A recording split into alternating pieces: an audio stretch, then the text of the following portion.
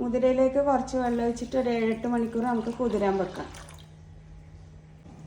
7-8 മണിക്കൂറിന് ശേഷം മുതിര നല്ലോണം കുതിർന്ന് വന്നിട്ടുണ്ട്. നമുക്കൊരു കുക്കറിലേക്ക് ഇട്ട് കൊടുക്കാം.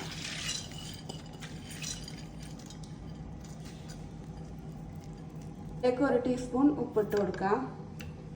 പിന്നെ 1/4 ടീസ്പൂൺ മഞ്ഞൾപ്പൊടി, 2 കപ്പ് വെള്ളം കൂടി ഒഴിക്കാം. അത് നമുക്ക് വേവിക്കാം. അപ്പം നമുക്ക് കുക്കറിൻ്റെ മൂടി ഇട്ട് കൊടുക്കാം. ഇത് ഹൈ ഫ്ലെയിമിൽ ഒരു വിസിലും പിന്നെ നമുക്ക് തീ കുറച്ചിട്ട് പിന്നെ ഒരു വിസിലും കൂടിയായിട്ട് ഓഫ് ചെയ്തെടുക്കാം. ഇത് വേകുമ്പോഴത്തേക്ക് നമുക്ക് അരപ്പ് തയ്യാറാക്കാം. അതിന് 1/2 കപ്പ് തേങ്ങ എടുത്ത് വെച്ചിട്ടുണ്ട്.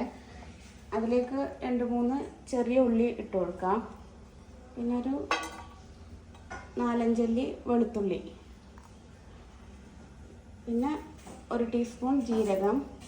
പിന്നെ നമുക്ക് ഇതിന് വേണ്ടത് പച്ചമുളകാണ്. അത് മുളക് പൊടി ഇടാത്തതുകൊണ്ട് പച്ചമുളക് ഒരു 3-4 ഇട്ട് കൊടുക്കുന്നുണ്ട്.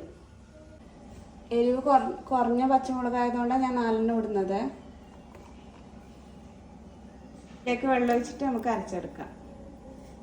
മുതിര വെന്ത് വന്നിട്ടുണ്ട്. അപ്പം ഞാനതൊന്ന് കുറച്ച് മുതിര എടുത്തിട്ട് മാറ്റി വെക്കുന്നുണ്ട്. ഒരു തവിയാണ് ഞാൻ മാറ്റി വെച്ചിട്ടുള്ളത്. അതെന്ന് വെച്ചാൽ നമുക്കൊന്ന് അരച്ചെടുക്കണം. അപ്പോൾ ആ മുതിരയുടെ ടേസ്റ്റ് കറിയിലേക്ക് കുറച്ചും കൂടി കിട്ടാനാണ് ഇങ്ങനെ ചെയ്യുന്നത്. അപ്പോൾ തേങ്ങ അരച്ച് വെച്ചിട്ടുണ്ട്. അത് നമുക്ക് ഇതിലേക്ക് ഒഴിച്ചു കൊടുക്കാം. എന്നിട്ട് ഇതേ ജാറിൽ തന്നെ ഇട്ടിട്ട് നമുക്ക് മുതിരയും കൂടി ഒന്ന് അരച്ചെടുക്കാം. ഇതിലേക്ക് മുതിരയും കൂടി അരച്ചത് ഒഴിച്ചു കൊടുക്കാം.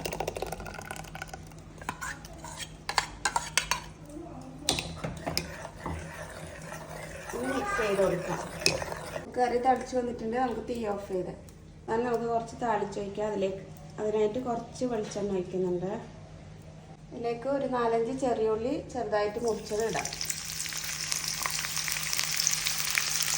ഉള്ളി മൂത്ത് വരുന്നുണ്ട്. അപ്പോൾ തന്നെ നല്ലൊരു സ്മെല്ലാണ് ഇതിങ്ങനെ വെളിച്ചെണ്ണയിൽ ഇങ്ങനെ പൊരിഞ്ഞ് വരുമ്പോൾ. എന്നിട്ട് നമുക്ക് അതിലേക്ക് ഒരു വറ്റൽമുളകും കുറച്ച് കറിവേപ്പില ഇട്ട് കൊടുക്കാം. ഇത് കറിയിലേക്ക് ഒഴിച്ച് കൊടുക്കാം.